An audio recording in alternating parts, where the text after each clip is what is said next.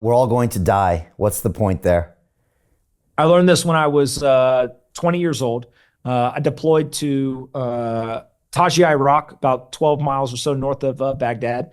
It's the only story I've ever talked about publicly. But on that day, it was the first time that my Army unit and I were attacked. Unfortunately, there was a U.S. soldier that died that day.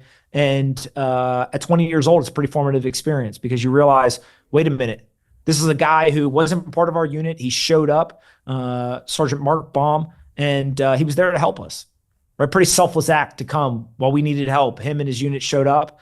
He didn't go home that day.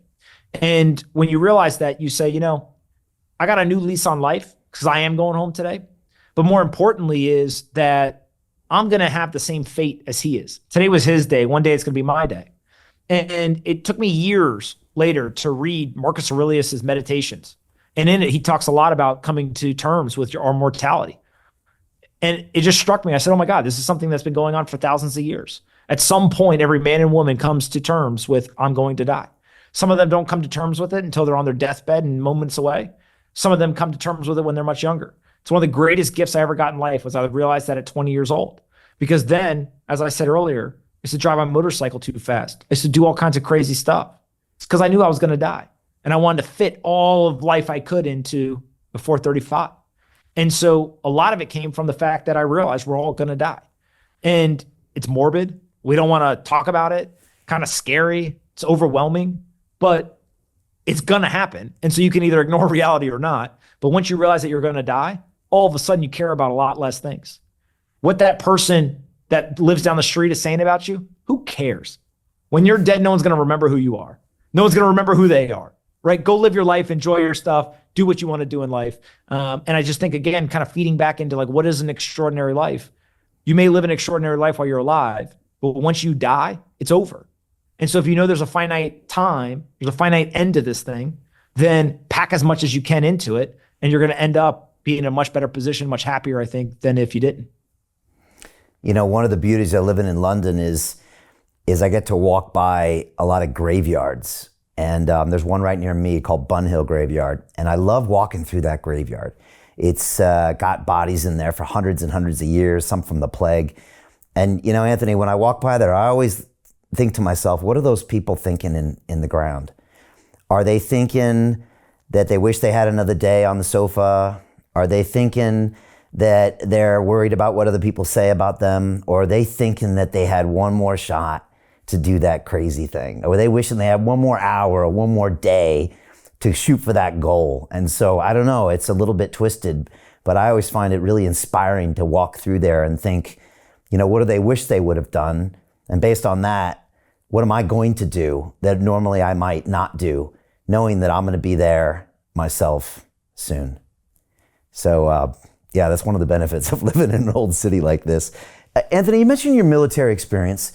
What did you get from that?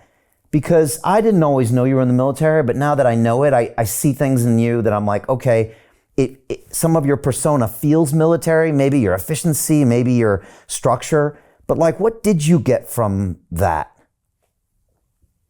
I think there's a couple of things that, immediately in hindsight, I know I learned. I probably didn't know I was learning it at the time. One is we're all going to die.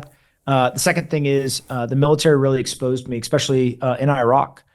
We see on the news all the time, war-torn countries and all that stuff, seeing it firsthand, understanding the intricacies. Imagine handing a gun to a 20-year-old kid, an 18-year-old kid, a 22-year-old kid, and saying, go out there. By the way, people are trying to kill you. And if you make the wrong decision, we're going to Monday morning quarterback you. There's a lot of complexity. There's a lot of challenges to this, right? War is not ugly. There are no winners. And so people will look at the death and destruction that is created by one side of the war. But they also don't realize what the mental scars are, or the health issues, or the death that is suffered by both sides. And so when I see things like Russia, Ukraine, or I see things like what's happening in Israel, et cetera, is, again, humans are humans. And so there is right and wrong in the world. And it's important to call out right and wrong. But also, there are no winners when it comes to war. Hey, I know investing in crypto is scary. It takes a real leap of faith. because there are so many scams, rug pulls, and bad actors out there. It's a dangerous business, which is why 95% of people lose all their money. Well, that's why I created the London Real Investment Club, so you can access the hottest deals on the planet and use the crypto bull market to create the generational wealth that you deserve. Join my team of over 100 people from around the world that are making millions of dollars behind the scenes investing in blockchain, AI, Web3 games, DeFi, Bitcoin, and more. Don't miss out. Click the link below to book a call with one of my team now. But hurry, this bull market will end soon. I know investing crypto can be scary. That's why you gotta join the investment club. Pull the trigger. Let's do this.